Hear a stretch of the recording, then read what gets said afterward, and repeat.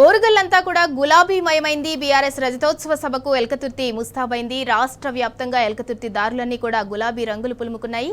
ఇక బీఆర్ఎస్ రజతోత్సవ మహాసభకు సంబంధించి ఏర్పాట్లు ఎలా ఉన్నాయి, ఏంటి, వాటికి సంబంధించిన డీటెయిల్స్ అందించడానికి మా ప్రతినిధులు లివిల్ ఎల్కతుర్తి నుంచి, అలాగే రంగాచారి సిద్దిపేట నుంచి, వేణు కరీంనగర్ నుంచి ముగ్గురు లైవ్ లో సిద్ధంగా ఉన్నారు.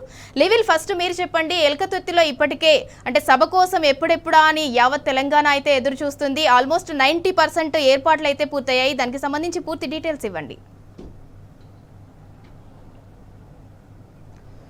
జలదృశ్యంలో పుట్టిన పార్టీకి 25 సంవత్సరాలు పూర్తవుతున్న నేపథ్యంలో బీఆర్ఎస్ అధినేత కేసీఆర్ రజతోత్సవాలు సంవత్సరం పాటు నిర్వహించాలని నిర్ణయించారు. అందుకు అనుగుణంగా ఎల్కతుర్తిలో భారీ బహిరంగ సభ ఈ నెల 27న ఆవిర్భావ దినోత్సవం రోజున ఏర్పాటు చేయాలని చెప్పేసి ఇప్పటికే నిర్ణయించిన నేపథ్యంలో ఈ ఎల్కతుర్తి సభ మొత్తం కూడా సర్వాంగ సుందరంగా ముస్తాబైంది.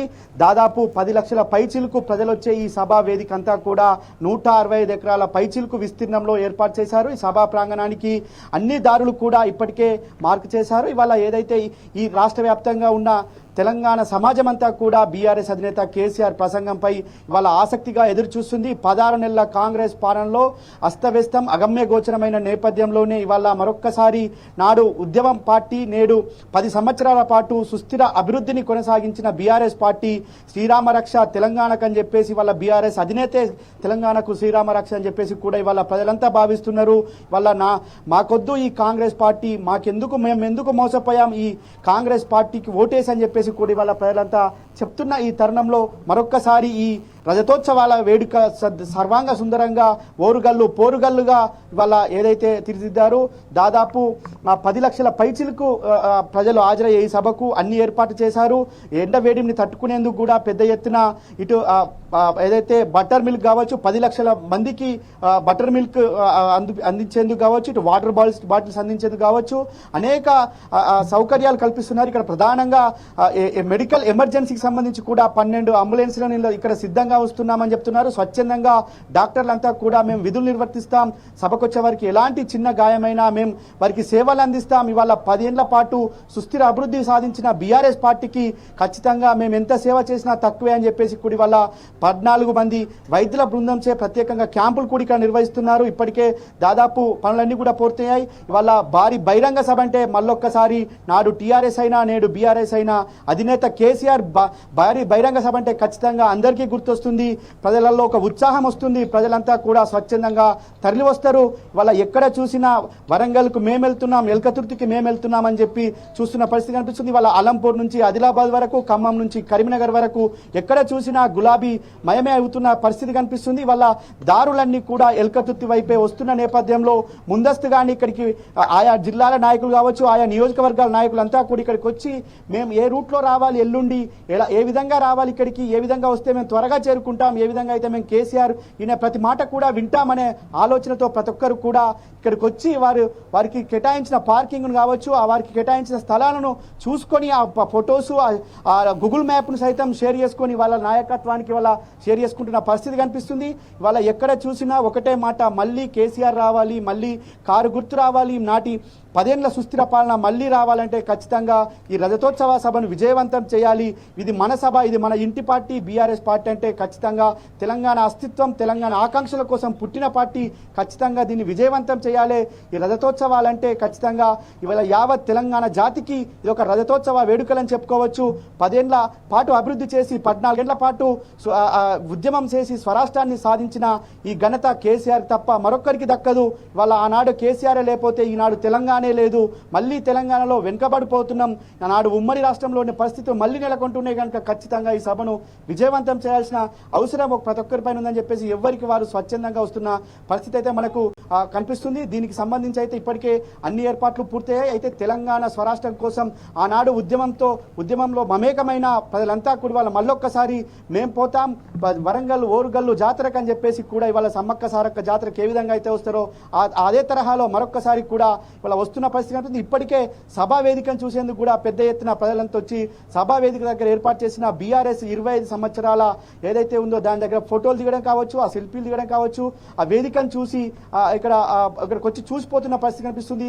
నాడు ఉద్యమంలో ఏ విధంగా అయితే తెలంగాణ స్వరాష్ట్రం కోసం ఆనాడు గొంతెత్తిన ప్రతి ఒక్కరు కూడా మళ్ళొక్కసారి ఇవాళ ఈ రజతోత్సవ వేడుకలకు మేము గొంతెత్తుతాం, మేము సైతం అంటూ ఇవాళ జంగు సైరను మోగిస్తూ వెల్కతుర్తికి దారులు వస్తున్న నేపథ్యంలో ఇవాళ ఎక్కడ చూసినా గులాబీమయమైపోయింది. ఎక్కడ చూసినా ఇవాళ తెలంగాణ అస్తిత్వం కోసం ఆనాడు ఉద్యమించిన ఓరుగల్లు మరొకసారి చరిత్ర మైలురాయిలో నిల్వనుంది. ఇలాంటి సభకు కనివిని ఎరుగని రీతిలో ఏర్పాటు చేస్తున్నారు. దాదాపు ఎల్ఈడి స్క్రీన్స్ ఏర్పాటు చేస్తున్నారు.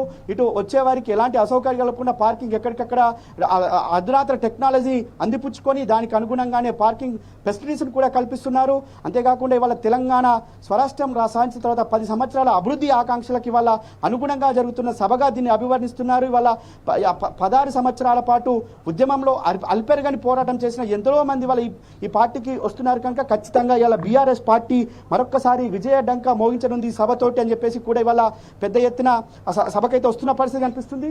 అంతేకాకుండా ఇవాళ తెలంగాణ స్వరాష్ట్ర ఆకాంక్షను సాధించిన అధినేత కేసీఆర్ ప్రసంగం ఎప్పుడెప్పుడు అని ఎదురు చూడడానికి కూడా పెద్ద ఎత్తున ప్రజలంతా తరలిస్తున్న పరిస్థితి కనిపిస్తుంది.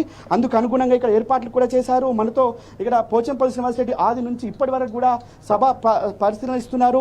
ఇక్కడ గ్రౌండ్ ఎంపిక నుంచి ఇప్పటి వరకు కూడా ప్రతిరోజు ప్రతి క్షణం కూడా ఈ సభను ఏ విధంగా ముందుకు తీసుకెళ్లాలి, వచ్చే వారికి ఏ విధంగా ఉండాలనే అంశం పైన ప్రతి క్షుణ్ణంగా పరిశీలిస్తున్నారు ఎమ్మెల్సీ పోచంపల్లి శ్రీనివాస్ రెడ్డి. అయితే ఈ సభా ప్రాంగణానికి సంబంధించి టెక్నాలజీ వాడడంలో కావచ్చు, ఈ గతంలో జరిపిన సభలకు భిన్నంగా ఈ సభను కూడా నిర్వహిస్తామని చెప్పేసి ఇప్పటికే ఇక్కడికి వచ్చిన ఉమ్మడి వరంగల్ జిల్లా నేతలంతా కూడా సమిష్టిగా కృషి చేసి ఈ విధంగా ముందుకు పోతున్న పరిస్థితి కనిపిస్తుంది. అంతేకాకుండా ఇవాళ యావత్ తెలంగాణ అబ్బురపడే విధంగా ఈ సభ నిర్వహిస్తామని చెప్తారు. అయితే మనతో మాట్లాడడానికి ఎమ్మెల్సీ పోచంపల్లి శ్రీనివాస్ రెడ్డి ఉన్నారు. చెప్పండి అన్న, ఈ సభ ఏ విధంగా ఉండబోతుంది?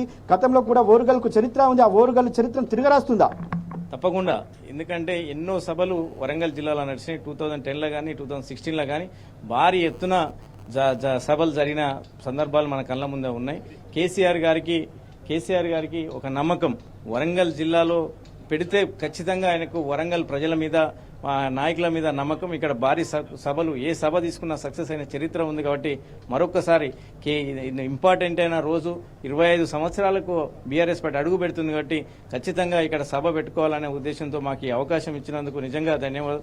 మీ పెద్ద ఎత్తున ఏర్పాట్లు అయితే కేసీఆర్ గారి నాయకత్వంలో కేసీఆర్ సూచనల మేరకి వారు చెప్పిన ప్రతిది కూడా చూచా తప్పకుండా చేయడం జరుగుతుంది. టెక్నాలజీ పరంగా ఏ విధంగా టెక్నాలజీ వాడుకుంటున్నారు? పార్కింగ్ స్థలాలు కావచ్చు, వచ్చేవారి సౌకర్యాలు ఏ విధంగా ఉండబోతున్నాయి? ఇటు ప్రధానంగా ఎండ వేడిని తట్టుకునేందుకు ఎలాంటి ఏర్పాటు చేశారు? ఎండ వేడిని తట్టుకోవడానికి మొదటిగా ఇక్కడికి వచ్చే వాళ్ళందరికీ కూడా 3000 డ్రమ్ములు తీసుకురావడం జరిగింది. ఇక్కడ ఉన్న ఐస్ అంతా కూడా తీసుకొచ్చి ఐస్ పీసులుగా కట్ చేసి వాటిలో పెట్టి వాటర్ బాటిల్స్, బటర్ మిల్క్లు కూడా ఏర్పాటు చేసి ఏ యొక్క కంపార్ట్మెంట్లో దాంట్లో పెట్టేసి వాళ్ళకి ఎప్పటికప్పుడు చల్లటి నీళ్లు వాళ్ళకే అందే విధంగా ఏర్పాటు చేయడం జరిగింది. దాదాపు 10 లక్షల వాటర్ బాటిల్, 10 లక్షల బటర్ మిల్క్లు ఏర్పాటు చేయడం జరిగింది. ఇక గ్రౌండ్ స్థలంలోనే కాకుండా పార్కింగ్ ఏరియాలలో కూడా 40-50 వేల వెహికల్ వస్తున్నాయంటే 40 వేల డ్రైవర్లు వస్తున్నట్టు. కాబట్టి ఆ డ్రైవర్లు అందరికీ కూడా అక్కడ 40-50 వేల మంది ఉంటారు. కాబట్టి వాళ్ళందరూ కూడా అక్కడ కూడా వాటర్ ప్యాకెట్లు ఇవన్నీ కూడా ఏర్పాటు చేయడం జరిగింది. బటర్ మిల్క్ ఏర్పాటు చేయడం జరిగింది. అదేవిధంగా ఇక్కడికి వచ్చి ఈ సభా స్థలంలో టెక్నాలజీ అంటే మా పార్కింగ్ రావడం కోసం zone 1, zone 2, zone 3, zone 4, zone 5గా డిసైడ్ చేసేసుకొని అన్ని జోన్లలో వచ్చే విధంగా ఒక వాట్సాప్ గ్రూపులు, జోన్ 1కు ఒక వాట్సాప్ గ్రూపు, ఏ కాన్స్టిట్యున్సీలు వస్తున్నాయి, ఏ బస్సులు వస్తున్నాయి, ఆ బస్సు యొక్క డ్రైవర్లను వాళ్ళకు ఒక వాట్సాప్ గ్రూప్ పెట్టేసి దాంట్లో గూగుల్ పిన్ పెట్టేసి దాన్ని అంతా కూడా వాడుకొని వాళ్ళు డైరెక్ట్గా పార్కింగ్ స్థలకు వచ్చే విధంగా వారికి ఎక్కడైనా ట్రాఫిక్ జామ్ కానీ ఏమైనా అయితే దాంట్లో పెడితే మా యొక్క వాలంటీర్ 2000 మంది వాలంటీర్లు కూడా ఏర్పాటు చేసుకోవడం జరిగింది. ఆ వాలంటీర్లు వాళ్ళు మా యొక్క ఈ ట్రాఫిక్ క్లియరెన్స్ కోసం ఏర్పాటు చేసుకున్న రైడర్స్ని పెట్టుకున్నాం. 150 బైకులు పెట్టుకోవడం జరిగింది. ఆ రైడర్స్కి మెసేజ్ ఇస్తే వాళ్ళు కూడా ఇమీడియట్లీ వెళ్ళి అక్కడ ఏదైనా ఇబ్బంది అయితేనో వెహికల్ బ్రేక్ డౌన్ అయితేనో వాటిని తీసి పక్కకు తీసుకోవడానికి టోయింగ్ వెహికల్స్ ఏర్పాటు చేసుకోవడం జరిగింది. క్రేన్లను ఏర్పాటు చేసుకోవడం జరిగింది. వాటన్నిటిని కూడా వాడుకొని టెక్నాలజీ వాడుకొని వాటిని కూడా చేసుకోవడం జరుగుతుంది. ఏవైతే క్రిటికల్ పాయింట్స్ ఉంటాయో ఆర్ఓబీ కానీ ఎక్కడైనా కార్నర్ పాయింట్స్ కానీ ఎక్కడైనా విలేజ్ వచ్చి దగ్గర ఎక్కడైనా ఇబ్బంది అయితే కూడా సీసీ కెమెరాలు ఏర్పాటు చేసుకోవడం జరిగింది. దాదాపు 200 సీసీ కెమెరాలు ఏర్పాటు చేసుకోవడం జరిగింది. ఆ సీసీ కెమెరాల త్రూ ఒక డేటా సెంటర్ పెట్టుకున్నాం. అక్కడి నుంచి కమాండ్ కంట్రోల్ సెంటర్ పెట్టుకున్నాం. ఆ కమాండ్ కంట్రోల్ సెంటర్ చూసి ఎక్కడైతే ఇబ్బంది అవుతుందో ఆ ఇబ్బంది అయితే ఈ 5 రూట్లలో ఏ రూట్లో ఇబ్బంది అయినా ఇమీడియట్లీ అక్కడికి పోయి క్లియరెన్స్ చేసే విధంగా ఏర్పాటు చేసుకోవడం జరిగింది. ఇవాళ ఏదేమైనప్పటికీ సాంకేతిక పరిజ్ఞానం ఉపయోగించుకుంటున్నాం. ఖచ్చితంగా కనివెని ఎరగని రీతిలో ఈ సభను నిర్వహిస్తాం. 10 లక్షల పైచీలకు వస్తున్న నేపథ్యంలో ఈ సభను ఒక అద్భుతమైన రీతిలో నిర్వహిస్తున్నాం. దాదాపు పనులన్నీ కూడా పూర్తయ్యాయని చెప్తున్నారు ఎమ్మెల్సీ పోచంపల్లి శ్రీనివాస్ రెడ్డి.